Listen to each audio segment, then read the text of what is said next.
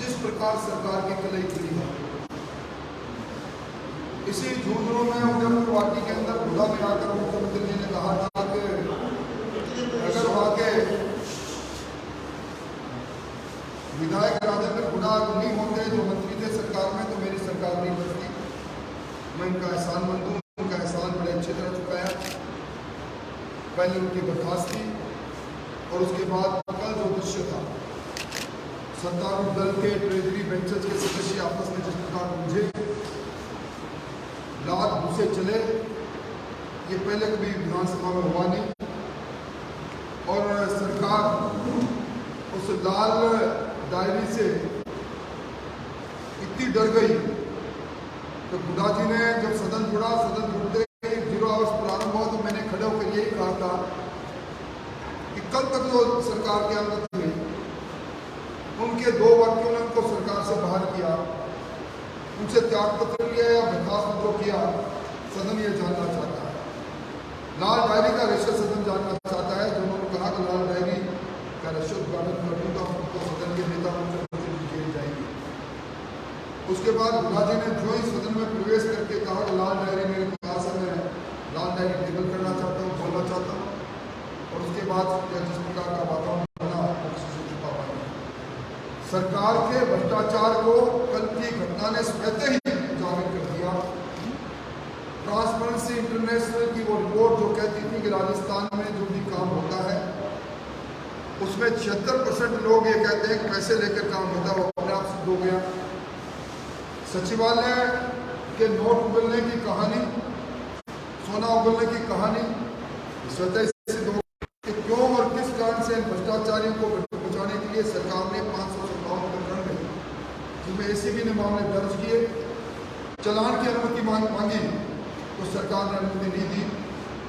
ये सारी बातें सिद्ध करती है कि कहीं न कहीं जिस प्रकार की का वातावरण बना है, और बुढ़ा जी के यहीं आकर बुढ़ा जी के लिए कहना और बुढ़ा जी का ये कहना कि लाल डायरी में मुख्यमंत्री जी के कहने पर सीआरपीएफ के 150 नौजवानों के बीच में से 8 मंजिल से लेकर आया, ये बात सरकार की वस्तुस्थिति, सरकार में अगर दम हो तो इसको स्पष्ट करना चाहिए, जो सरकार नहीं कर रही। सरकार का एक बहुत बड़ा फैसला था कि 100 यूनिट तक बिजली फ्री। अब के जो बिल आए थे, जो 1,04,00,000 उपभोक्ताओं को दिए गए, उसमें फ्यूल चार्ज, बढ़ा हुआ फ्यूल चार्ज पिछले महीनों से, जब अब तक कभी 52 पैसे फ्यूल चार्ज नहीं लिया, 1476 करोड़ का भार उपभोक्ताओं पर डाला। और अब जो एप्लीकेशन लगाई है सरकार ने, तीनों डिस्कॉम ने नियामक आयोग में कल, उसमें 2600 करोड़ का और भार 1,04,00,000 उपभोक्ताओं पर डालने के लिए उन्होंने नियामक आयोग के सामने दरखास्त पेश की है। ₹1.33 प्रति यूनिट बिजली की बढ़ोतरी होगी। ये कह रहे हैं कि हमारे पिछले महीनों के फ्यूल चार्ज की बकाया है। ये अब तक की सबसे महंगी बिजली राहत देने की बात पर कहने वाली सरकार की कलाई खुल गई है। और इसके साथ ही हमेशा हर महीने बिल आया करते हैं, पिछला बिल उठा के देख लेना, 1.5 महीने और 2 महीने में का बिल इसलिए आया कि अगर 1.5 महीने के बाद की रीडिंग होगी, 2 महीने के बाद की रीडिंग होगी, तो स्वतः ही 100 यूनिट को पार कर जाएगी। अगर महीने में वो 100 यूनिट की खपत करता है तो ये भी सरकार ने रचा। और इस सब के पीछे जो तर्क सरकार दे रही है, हमें 1,042 करोड़ रुपए का अडानी पावर प्रोजेक्ट से कोयला खरीदना है, 5,79,000 मेट्रिक टन, 18,000 रुपये प्रति मेट्रिक टन से। और अब सरकार ने एक और ऑर्डर दिया है, अब ये 3,38,000 मेट्रिक टन कोयला 15,000 रुपये की दर से खरीदने का आदेश दिया है। 3 महीने में इसी अडानी को पहले 3,000 मेट्रिक टन कोयला महंगा खरीदने का आदेश दिया, अब 15,000 करके 3,000 कम दिया। ये भ्रष्टाचार की बू स्वतः ही आ रही है। और विधानसभा में और विधानसभा के बाहर एक जो सरकार ने अभी महंगाई एनएफएसए परिवारों को अन्नपूर्णा योजना में जो किट बांटने की बात कही, ये दुर्भाग्य है कि किट बांटने के विज्ञापन पहले चल गए। बहना मैं तो ले आई, तू भी ले आना, अन्नपूर्णा की मुख्यमंत्री जी दे रहे हैं, और किट अब तक कहीं बटी नहीं।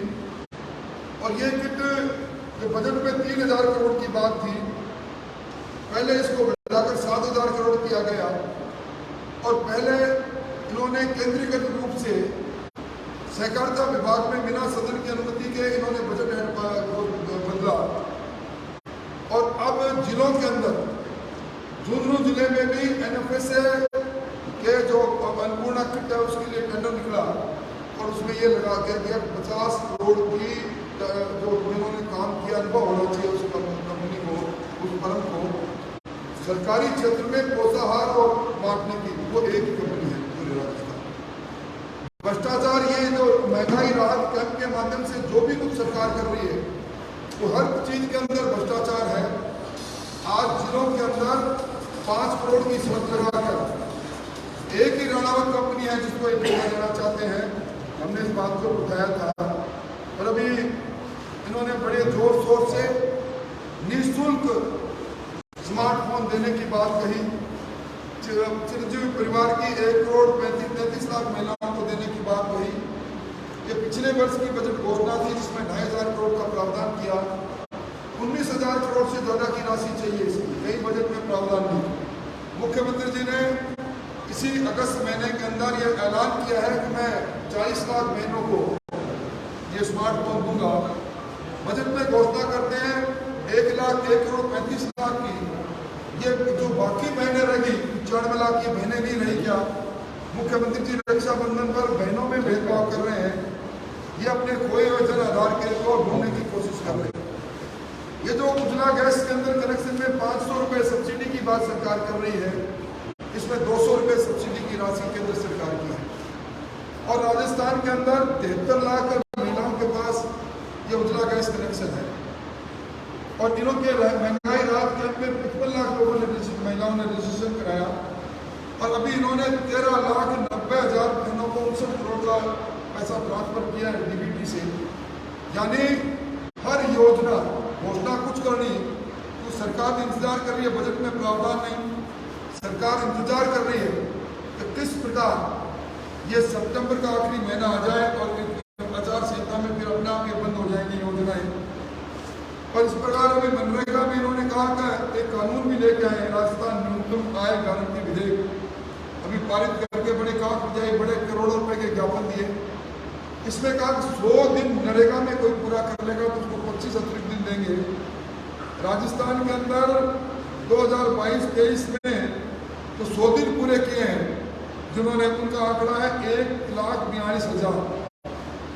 और हमारे यहाँ जो जॉब कार्ड है मनरेगा के अंदर वह 1 करोड़ 15 लाख। 1 करोड़ 15 लाख में 1 करोड़ 42 लाख पूरा करें और उनको भी रोजगार दें। 25 दिन का रोजगार देके सरकार कह रही है हमने मिनिमम इनकम गारंटी योजना और ये विधेयक जिसका जिक्र मैंने पहले कहा राजस्थान न्यूनतम आय गारंटी विधेयक, इसको हमने पारित करके बड़ा काम कर लिया। हेल्थ कवरेज में बड़े बड़े विज्ञापन लगे हुए हैं। मैं आपको बताना चाहता हूँ, इन्होंने बड़े बड़े 25 लाख तक की कवरेज की बात कही है। सरकार का आंकड़ा खुद का कहता है अब तक 20 लाख का कवरेज सिर्फ 22 लोगों ने लिया। 20 लाख तक का इलाज का लाभ 5 से 10 लाख, 5 लाख से ज्यादा 10 लाख के बीच में वो 170 लोगों ने लिया है। 3 लाख से 5 लाख, क्योंकि 5 लाख तक तो आयुष्मान योजना को इसमें जोड़ रखा है, वो 397 है। और बाकी सब लोग हैं वो सब 1 लाख से कम, 1 लाख से 3 लाख तक 13,000 है। बाकी सब लोग उससे भी कम है। यानी बड़े बड़े विज्ञापन लगा लेके ये बात कर रहे हैं। और लंबी के अंदर हमने यहाँ प्रदर्शन किया था, सरपंच संघ ने उसमें ज्ञापन देकर 5,13,000 की बात कही थी। गाय मरी है, इन्होंने 41,000 को गाय को दी है। ये सारी बातें सिद्ध कर रही है कि सरकार जितना भी कल जिस बिल को हम बहस नहीं कर रखे, ये जो गिग वर्कर्स है इसके लिए बिल लेकर आई और 200 करोड़ के प्रावधान, बजट प्रावधान की बात की और दिन के साथ जो ज्ञापन लगाया 20 साल कितना खर्च करेंगे वो 3 करोड़ 27 लाख 27 लाख 4 लाख गिग वर्कर्स है जो ओला उबर इनके साथ जुड़े हुए हैं, उसके लिए एक साल में 4 लाख से ज़्यादा लोगों को 3 करोड़ 27 लाख का प्रावधान 3 करोड़ 27 लाख का प्रावधान करके किस प्रकार ये करेंगे, सारी बातें सिद्ध हो रही है। और ये जो इनके खुद के आंकड़े हैं जो मैंने लगातार बढ़ते जा रहे हैं, 2020 के अंदर कुल 34,368 महिला अत्याचार के मामले इनका खुद का प्रतिवेदन के तहत दर्ज हुए।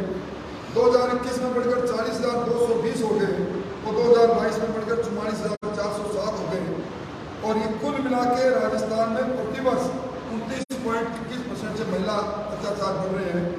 इस महिला अत्याचार की बात जो एनसीआरबी के आंकड़े भी कहते हैं, जब सदन के अंदर इन्हीं के सहयोगी ने कही तो उसकी सजा में उनको बर्खास्त कर दिया गया। अब ये लाल डायरी के अंदर जो हुड्डा जी ने कहा, जो उनके सहयोगी के मंत्रिमंडल में इनके साथ बैठते थे, 500 करोड़ से ज़्यादा का ऐसी ब्लैक मनी का हिसाब है। हम सरकार से मांग कर रहे हैं, हुड्डा जी से भी मांग कर रहे हैं, उनको आगे आकर उस डायरी को स्वाधीन करना चाहिए। और वो डायरी, चूंकि कल रफीक खान ने छीना झपटी से हुड्डा जी को पीटते हुए, तो जो डायरी सरकार के पास है, सरकार को उस डायरी का खुलासा करना चाहिए, वरना ये लाल रंग पीछा छोड़ने वाला नहीं है। भारतीय जनता पार्टी इन बातों को लेकर जनता के बीच में जा रही है। आज 27 जुलाई को प्रधानमंत्री जी आ रहे हैं। हमारा लक्ष्य है कि इस लगभग कम से कम 1 लाख लोग, 1 लाख लगभग लोग सीकर जिले के अन्य जगह से आए, जहाँ यहाँ 75,000 से उसका लक्ष्य रखा है झुंझुनू जिले का। उसके लिए आज मीटिंग की। 1 तारीख को हम अब नहीं सहेगा राजस्थान के उस अभियान में सरकार को जयपुर में करेंगे। उसके अंदर भी यहाँ से बड़ी संख्या में लोग जाएंगे। शेखावाटी इस बार करवट लेगी, क्योंकि सबसे ज़्यादा शेखावाटी के लोगों के साथ धोखा हुआ, किसान कर्जे के नाम पर धोखा हुआ। अब कल जो सरकार, देखिए आपको मैं एक बात बताना भूल ही जाता, कल इन्होंने संकल्प पेश किए और संकल्प विधानसभा में आज तक आए तो संकल्प पक्ष और विपक्ष दोनों से बात करके आते हैं, क्योंकि वो विधानसभा का संकल्प होता है। और ये पहली बार मैंने देखा, अचानक से सप्लीमेंट्री एजेंडा में उन्होंने सर्कुलेट किया और संकल्प लेकर आए। तो जो राष्ट्रीयकृत बैंक जिनका ऋण माफ करने के लिए किला कमेटी बनाई थी, जिसमें 6,000 करोड़ रुपए उस समय 31 दिसंबर 2018 तक 6,300 करोड़ रुपए दिसंबर 31 दिसंबर 2018 तक बाकी थे, फसली ऋण थे। इन्होंने कहा कम करेंगे। इन्होंने विधानसभा के अंदर मुख्यमंत्री जी ने 4 बार इस बात की घोषणा की और किला कमेटी को कहा वो दक्षिण राज्य में अध्ययन करके आए, 1 टाइम सेटलमेंट करेंगे। अब आज इस एक संकल्प लेके सरकार ने केंद्र सरकार से मांगी। सरकार ने मणिपुर की घटना को लेकर केंद्र सरकार को कहा है कि मणिपुर में सब कुछ सामान्य होना चाहिए और मणिपुर के अपने खुद के अपराधी का आंकड़े छुपा रही सरकार। संकल्प इस प्रकार का लेके आई। एक संकल्प पीआरसीपी को लेकर आई। पीआरसीपी में अब तक कह रहे राष्ट्रीय परियोजना घोषित करो। हमने पहले भी कहा था ईआरसीपी पर बहस कराओ, सदन में कराओ, सदन के बाहर कराओ। 16 परियोजना इससे पहले राष्ट्रीय परियोजना है, उनका जो मापदंड है उस पर इतर मापदंड की क्या कोई राष्ट्रीय परियोजना बन सकती है। उन्होंने 2011 की सामाजिक आर्थिक जनगणना के आंकड़े जारी करने का कल संकल्प लिया। 2011 के बाद में 2014 तक मनमोहन सिंह जी थे, क्यों नहीं तब जारी किए। इसलिए विधानसभा का दुरुपयोग सरकार ने किया।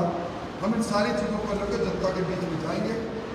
चूँकि मैं विधानसभा के इस कल के सत्र के बाद एक पहली प्रेस कॉन्फ्रेंस कर रहा हूँ, इसलिए आपसे भी चाहूँगा कि इस प्रेस में जो बुनियादी मुद्दे हैं वो राजस्थान की जनता जानना चाहती है। अगर इसको आप अपने जयपुर में भेज देंगे तो हमें लोगों को विकास देखिए, हुड्डा और राठौड़ मिले, डोटासरा का आरोप है। अगर इतना ही उनके खुद के मंत्री मुझसे मिले हैं तो कमजोरी किसकी है? उन्हीं का आरोप को मैं सही मान लूँ। हुड्डा जी कांग्रेस के मंत्री और मिले हुए प्रतिपक्ष के नेता से और आरोप लगा रहे हैं प्रदेश कांग्रेस कमेटी के चेयरमैन अध्यक्ष, तो उनके इतने दिन तक दामन में साथ में घूम रहे थे। उनके बाद एकाएक जानकारी आई है वो मुझसे मिले हुए और औरों की भी जानकारी होगी। तो फिर कल को जो भी मंत्री जिसको बात मैंने पहली बार देखा, पहले रसगुल्ला खिलाया, फिर मुक्का खिलाया और बाहर किया,